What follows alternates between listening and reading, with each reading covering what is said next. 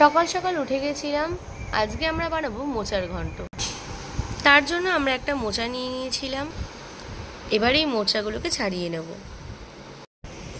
মোচা ছাড়াতে ছাড়াতে মা দিয়ে গেল লেবু মধু দিয়ে গরম জল। সকালবেলা এটা খেলে প্রচণ্ড শরীরে উপকার হয়। এরপর আমরা মোচাগুলোকে ভালো করে কেটে নেব, ঠিক এরকম করে। আধা সকাল সকাল উঠে পড়তে বসে গেছে, ফ্রেশ হয়ে। হাই করে দেয় আধা। জ্যাকের শরীরটা আজকে একটু ঠিক আছে, এই কদিন ভিডিও ছাড়তে পারিনি জ্যাকের জন্যই, শরীরটা খারাপ ছিল। এখন অনেকটা ঠিক হয়ে গেছে, তাই না জ্যাকো? Jacko Jack. তারপর একটু জল ভরে নিচ্ছিলাম, হয়ে গেছে। মোচার ঘন্টার জন্য চিংড়ি মাছটা ছাড়িয়ে নিচ্ছিলাম। আমরা মোচার ঘন্টার জন্য নিয়ে নেব যে উপকরণগুলো আমরা নেব, সেগুলোর মধ্যে হচ্ছে অল্প আদা আর স্বাদ মতো ঝাল এর জন্য 6-7টা কাঁচা লঙ্কা, এগুলো পেস্ট করে নেব।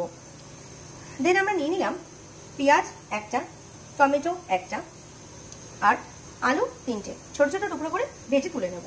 সাদা জিরে ফোড়ন দিয়ে নিলাম ফার্স্টে, তেল গরম হয়ে গেছে। এরপর আমরা কেটে রাখা পেঁয়াজ আর টমেটোগুলোকে দিয়ে নেব। এর মধ্যে 2টো কাঁচা লঙ্কাও দিয়ে দিয়েছিলাম। স্বাদ অনুসারে লঙ্কা দিয়ে নিতে হবে।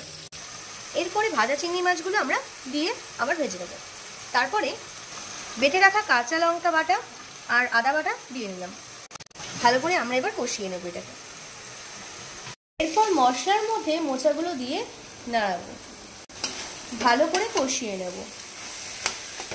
কষানো হয়ে আসলে ভাজা আলুগুলো সেগুলো দিয়ে নেব, এর মধ্যে দিয়ে আবার একটু কষিয়ে নেব।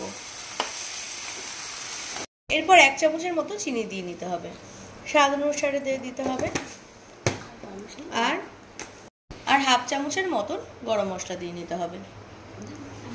তারপর নাড়ি চাড়িয়ে নামিয়ে নিতে হবে।